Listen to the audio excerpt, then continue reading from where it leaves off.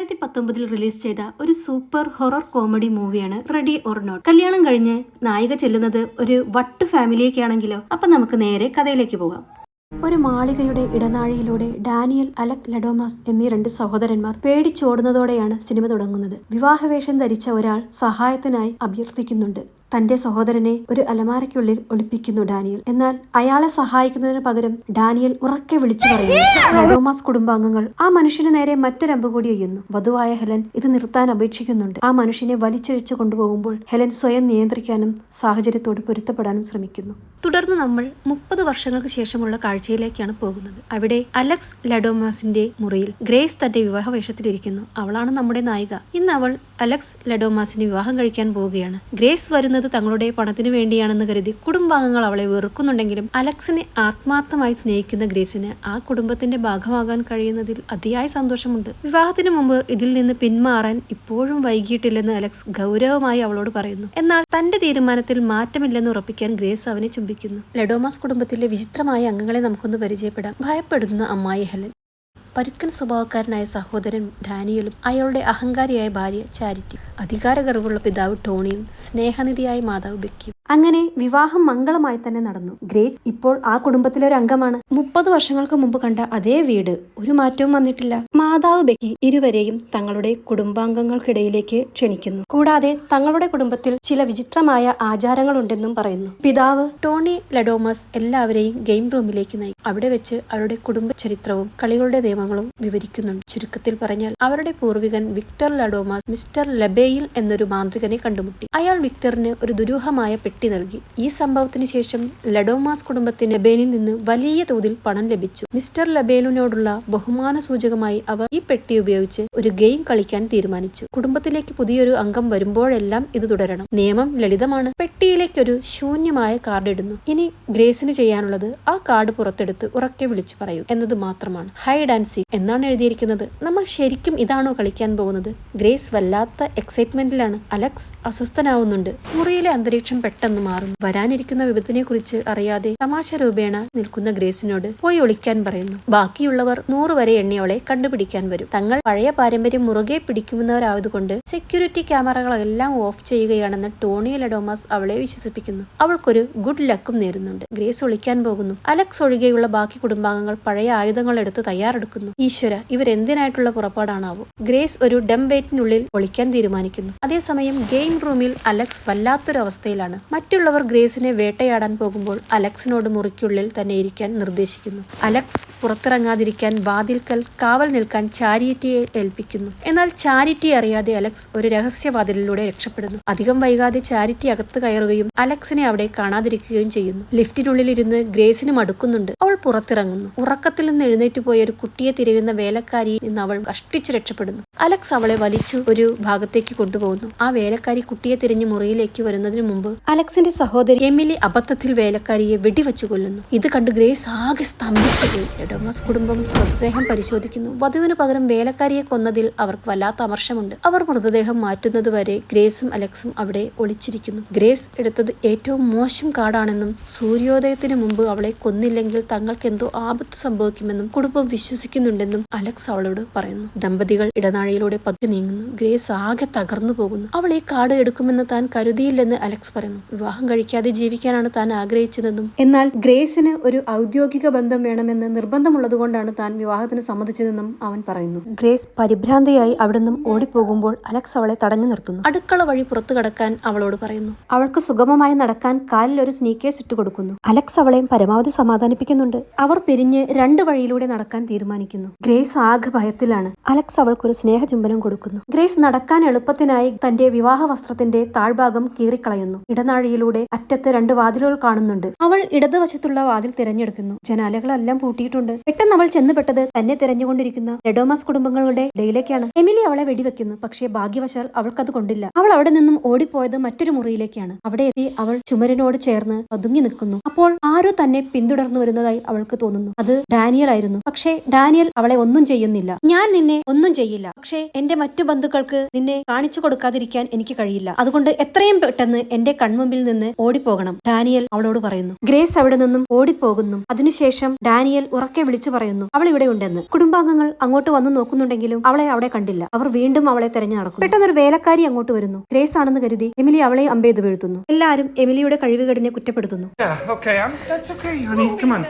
ഈ സമയം ഗ്രേസ് ചെറുത്തുനിൽപ്പിന് വേണ്ടിയിട്ടുള്ള തയ്യാറെടുപ്പിലായിരുന്നു. അവിടെയുള്ള ആയുധങ്ങൾ ഓരോന്നായി അവൾ കൈക്കലാക്കുന്നുണ്ട്. എന്തും നേരിടാൻ അവളുടെ മനസ്സിനെ അവൾ പാകപ്പെടുത്തി കഴിഞ്ഞു. കിച്ചണിലേക്ക് ആരോ നടന്നു വരുന്നതായിട്ട് അവൾക്ക് തോന്നുന്നുണ്ട്. അവൾ അവിടെ മറഞ്ഞിരുന്നു. വേലക്കാരൻ ബട്ട്ലർ ആയിരുന്നു അത്. ഇതേ സമയം അലക് സെക്യൂരിറ്റി ക്യാമറകളെല്ലാം ഓൺ ചെയ്ത് ചെക്ക് ചെയ്യുന്നു ഗ്രേസ് എവിടെയെന്ന് കണ്ടെത്താനാണ്. ഒടുവിൽ ഗ്രേസ് കിച്ചണിൽ ഒളിഞ്ഞിരിക്കുന്നത് അവൻ കണ്ടെത്തുന്നു. അവൻ എല്ലാ ഡോറുകളും അൺലോക്ക് ചെയ്യുന്നുണ്ട്. ഒപ്പം കിച്ചണിലെ ഡോറും അൺലോക്ക് ചെയ്യുന്നു. ഈ സമയം ഗ്രേസ് തന്റെ തോക്കിൽ നിറയൊഴിച്ച് വേലക്കാരനെ എയിം ചെയ്യുന്നു. കിച്ചണിലെ ഡോറെല്ലാം അൺലോക്ക് ആയത് കണ്ട് നോക്കി നിൽക്കുന്ന വേലക്കാരന്റെ പിറകിലേക്ക് ഗ്രേസ് ചെല്ലുന്ന വെടിയുതിർക്കാൻ ശ്രമിക്കുകയാണ്. പക്ഷേ വേലക്കാരനുണ്ടോ ഭയപ്പെടുന്നു. അയാൾ പറയുന്നു ഇത് വെറും ഷോക്കി വെച്ചിരിക്കുന്ന തോക്കാണ്. അയാൾ അവളുടെ മുന്നിലേക്ക് അടുക്കുകയാണ്. പക്ഷേ അവൾ ഒരു ജഗ് എടുത്ത് അയാളുടെ തലക്കടിച്ച് വീഴ്ത്തി അവിടെ നിന്നും രക്ഷപ്പെടുന്നു. ഇതെല്ലാം സെക്യൂരിറ്റി ക്യാമറയിലൂടെ കണ്ടുനിന്ന അലക്സ് ദേഷ്യം കൊണ്ട് അവിടെയുള്ള സിസ്റ്റം എല്ലാം അടിച്ചു പൊട്ടിക്കുന്നുണ്ട്. അച്ഛൻ ടോണിക്ക് ആകെ ദേഷ്യം വന്ന് അലക്സും അച്ഛനുമായി ഒരു മൽപ്പിടുത്തം തന്നെ നടക്കുന്നുണ്ട്. ഇത് കണ്ടുവന്ന ഡാനിയൽ ഇരുവരെയും പിടിച്ചു മാറ്റുന്നു. ഗ്രേസിനെ എങ്ങനെയെങ്കിലും സഹായിക്കണമെന്ന് അലക്സ് ഡാനിയലിനോട് ആവശ്യപ്പെടുകയാണ്. ഡാനിയൽ മറുപടി പറയുന്നതിന് മുമ്പ് അലക്സിനെ അച്ഛൻ തലക്കടിച്ച് വീഴ്ത്തുകയാണ്. ഗ്രേസ് ഓടി ഒളിക്കാൻ ഒരു ഇടം തെരഞ്ഞു നടക്കുകയാണ്. അവൾ വീണ്ടും പഴയ ലിഫ്റ്റ് തുറക്കുന്നു. അവിടെ ഒരു വേലക്കാരി ഒളിച്ചിരിക്കുന്നത് കാണുന്നു. പക്ഷേ ആ വേലക്കാരി ഗ്രേസ് ഇവിടെയുണ്ടെന്ന് നിലവിളിച്ച് പറയുകയാണ്. ഒപ്പം അബദ്ധത്തിൽ ലിഫ്റ്റിന്റെ ബട്ടൺ അമർത്തുന്നു. ലിഫ്റ്റ് മുകളിലേക്ക് നീങ്ങുകയും ആ വേലക്കാരി അവിടെ ദാരുണമായി മരണപ്പെടുകയും ചെയ്യുന്നു. ബോധം പോയ അലക്സിനെ അച്ഛൻ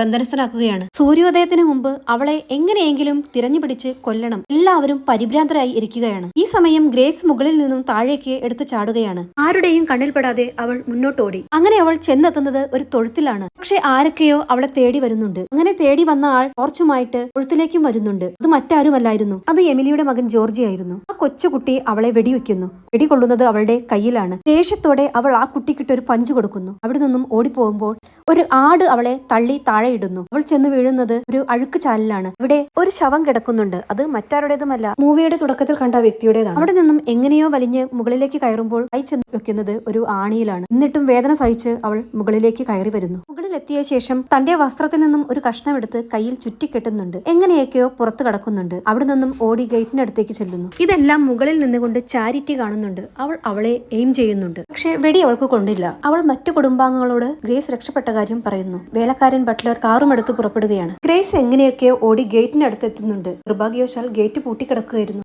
അപ്പോഴാണ് അതിലെ ഒരു ഇരുമ്പ് തണ്ട് ഒടിഞ്ഞിരിക്കുന്നത് അവൾ കണ്ടത്. അവൾ നന്നായി ബലം പ്രയോഗിച്ച് അത് പിഴുതെടുത്തു. അതിലൂടെ പുറത്ത് കടക്കുമ്പോൾ ആ ഇരുമ്പ് തണ്ടിന്റെ ഒരു ഭാഗം അവളുടെ പുറത്ത് ഉരഞ്ഞു കയറുന്നുണ്ട്. എങ്കിലും വേദന സഹിച്ച് അവൾ പുറത്തേക്ക് കടക്കുന്നു. കൺമുമ്പിൽ കണ്ട ഒരു കാറിന് കൈ കാണിക്കുന്നുണ്ടെങ്കിലും അത് നിർത്താതെ പോകുന്നു. അപ്പോഴാണ് അതുവഴി വന്ന വേലക്കാരൻ ഗേറ്റിൽ ഗ്രേസിന്റെ വസ്ത്രത്തിന്റെ ഭാഗങ്ങൾ കിടക്കുന്നത് കണ്ടത്. അയാൾ ഉടനെ ടോണിയെ വിളിച്ച് വിവരം അറിയിക്കുന്നു. എത്രയും പെട്ടെന്ന് അവളെ പിടികൂടാൻ എല്ലാവരോടുമായി നിർദ്ദേശം നൽകുകയാണ്. ഇതിനിടെ ഡാനിയൽ ഇതിനെ ചൊല്ലി വാക്കുതർക്കത്തിൽ ഏർപ്പെടുകയാണ്. ഈ ഒരു ക്രൂരതയ്ക്ക് കൂട്ടുനിൽക്കാനായിട്ട് അവൻ ഒട്ടും താല്പര്യമില്ലെന്ന് അവൻ അറിയിക്കുന്നു. അയാൾ അച്ഛനുമായി തർക്കിക്കുന്നു. മകന്റെ വിശ്വസ്തതയിൽ ടോണിക്ക് സംശയം തോന്നുന്നുണ്ട്. മുറിക്കുള്ളിൽ അലക്സ് ബോധം തെളിഞ്ഞ് വിലങ്ങഴിക്കാൻ ശ്രമിക്കുന്നുണ്ട്. ശവശരീരങ്ങൾ മാറ്റാനായി ഡാനിയലും എമിലിയും തൊഴുത്തിലെത്തുന്നു. ഈ കുടുംബം മുഴുവൻ നശിക്കണമെന്നാണ് തന്റെ ആഗ്രഹമെന്ന് ഡാനിയൽ പറയുന്നു. എന്നാൽ എമിലി അതിനോട് യോജിക്കുന്നില്ല.